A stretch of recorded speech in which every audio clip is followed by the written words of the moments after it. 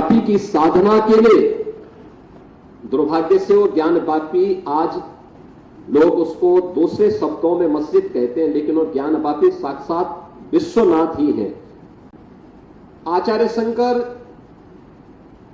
जब अपने अद्वैत ज्ञान से परिपूर्ण होकर के आगे की साधना के लिए वे काशी में आए, तो काशी में साक्षात भगवान विश्वनाथ ने उनकी परीक्षा लेनी चाहिए और उन्होंने इस बात को देखा कि प्रातः काल जब ब्रह्म मुहूर्त में आदि शंकर गंगा स्नान के लिए जा रहे होते हैं, तो वह सबसे अछूत कही जाने वाली एक सामान्य व्यक्ति के रूप में वह उनके मार्ग के सामने खड़े हो जाते हैं। तो स्वाभाविक रूप से आदिशंकर के मुंह से निकलता है, हटो, मेरे मार्ग से हटो।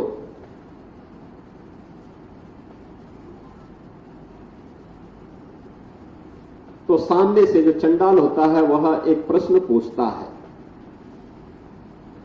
कि आप तो अपने आप को अद्वैत ज्ञान के मर्मज्ञ मानते हैं, आप किसको हटाना चाहते हैं?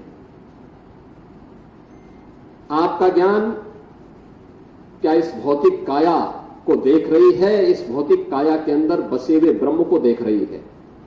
अगर ब्रह्म सत्य है तो जो ब्रह्म आपके अंदर है वही मेरे अंदर भी है, और इस ब्रह्म सत्य को जान करके अगर आप इस ब्रह्म को ठुकरा रहे हैं, इसका मतलब आपका ये ज्ञान सत्य नहीं है। तो उन्होंने, वही भौचक थे, एक चंडाल के मुंह से इस प्रकार की बात। उन्होंने कहा कि आप कौन हैं, मैं जानना चाहता हूं।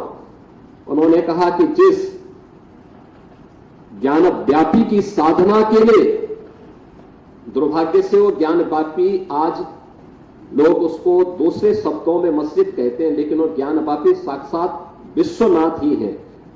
जिस ज्ञान व्यापी की उपासना के लिए आप केरल से चल करके यहां आए हैं, मैं उसका साक्षात स्वरूप विश्वनाथ हूं।